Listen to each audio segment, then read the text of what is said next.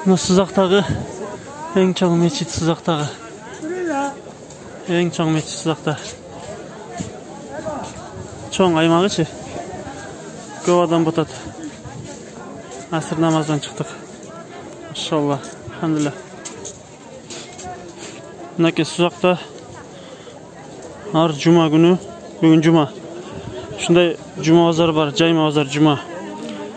Анан арзан сатышат бүт буюмдарды, азык-түлүктөрдү өзбектер. Дыйканчылыкка жакын, соодага жакын болот өзбек. Мал чарбачылыкка эт сатышат. Негизи жалпысынан адал кесиптерди тандашат негизи. Өтө мээнеткеч болот өзбектер, бир туугандарыбыз өтө мээнеткеч, үнөмчүл, ынсаптуу, акылдуу болот. Жашашты билет, короче, өзү үчүнчү. Бизге окшоп эл үчүн жашабайт. Намазкандары көп. Күнөөлөрдү башты кылбайт, аскылат. Азыр негизи кыйла жакшы тараптары өтө көп өзбек туугандарда. Өтө көп мактай турган жактары көп такышпасын экен жума базар. Мынакей мөмө жеми кон не десең бар бердечи. Базар майда иштесин тартпай эле көрөйүн иншалла. Ошо мактаганчалык бар да. Дамлаларын сыйлашат өзбектер, медреселерде, мешіттерде. Кайрымдуулук көп кылышат. Бизге окшоп кымбат кийимдерге кызыга беришпейт. Иншалла, алхамдулилlah. Өзбек бир туугандардан Алла разы болсун. Мына мечит, мынакей мөмө жемиштер. Мөмө жемиштер. Мынакей жалаң тиричиликке жашоого керек эле нерселер сатышат да. Кийим, өзбектер менен жашашып иштешсең көп жакшы нерселер үйрөнүп салат иншалла. Алхамдулилlah. Мынакей мөмө жемиштер. Жалаң капуста, дыйканчылыктан соода, мынакей жалаң мөмө жемиштер. Шыпыргы. Кыргыздардын базарына барсаң, эмне сатат? Неме сатат да? Жандай. Азыр жалотка чунун астына барсаң, кыргыздар эмне сатып аткан болот көрөсүң. Кыргыздар короче бир имамга, бир устазга баш ийбейт да. Ар ким өзүнүн каалагандай жашайт. Кааласа арак сатат, кааласа бомбочка сатат, кааласа новогодний мишуралар сатат. Ёлкага бир нерсе сатат.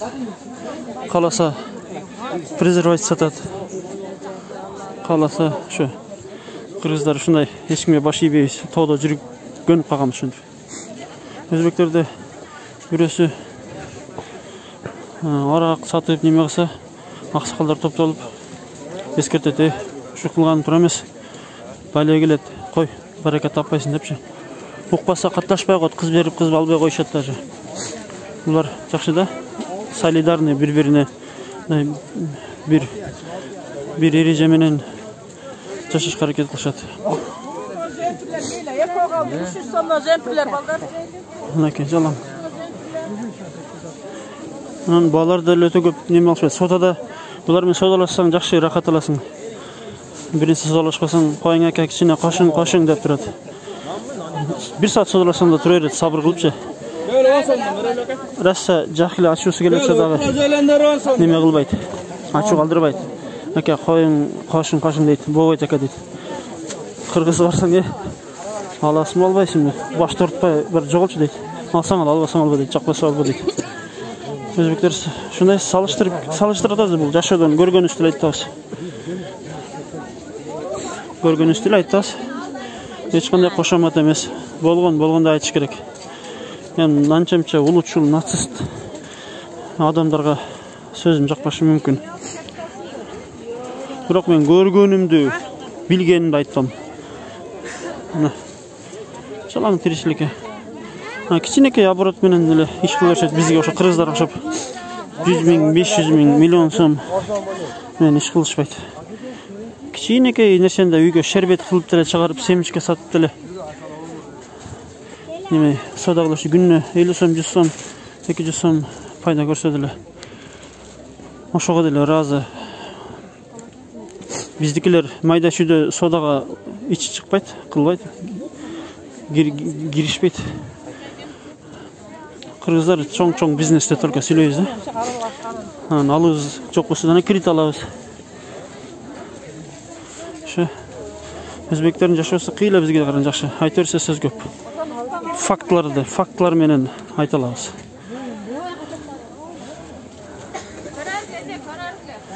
Ошо идеальный деп айтпайм, бирок бизге салыштырмалуу көп жактардан бизге караганда жашоосу акылдуу да. Кымбат кийимдерге кызыгышпайт. Усталар тигишет.